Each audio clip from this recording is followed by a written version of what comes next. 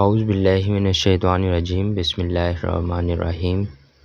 جی تو پیارے بچوں، آج کی اس ویڈیو میں ہم 9th کلاس کے چیپٹر 1 کے تعارف قرآن مجید اس کے سالو فارم میں MCQs دیکھیں گے کہ لفظ قرآن کا معنی کیا ہے، کثرت سے پڑھی جانے والی کتاب۔ اسی طرح MCQs نمبر 2 آپ لوگوں کو نظر آ رہا ہے، MCQs نمبر 3 بھی نظر آ رہا ہے۔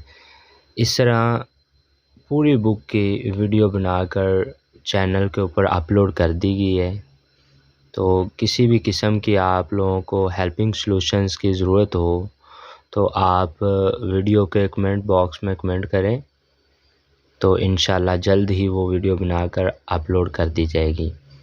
اور اگر آپ ہمارے چینل پر نیو ہیں تو چینل کو سبسکرائب کر لیں اور ساتھ میں لگی بیل آئیکن کو دبا لیں، تاکہ اس طرح کی ہم کوئی بھی ویڈیو اپلوڈ کریں تو اس کا نوٹیفیکیشن آپ لوگوں کو سب سے پہلے مل سکے۔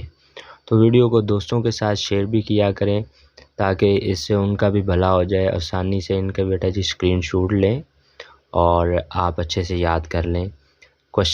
شارٹ کوشچن بھی آپ لوگوں کو سالو فارم میں نظر آ رہے ہیں، تو آپ اپنے رجسٹر پہ رائٹ کر لیں یا اپنے موبائل فون پہ ہی اسکرین شاٹ لیں اور ان کو اچھے سے تیار کر لیں۔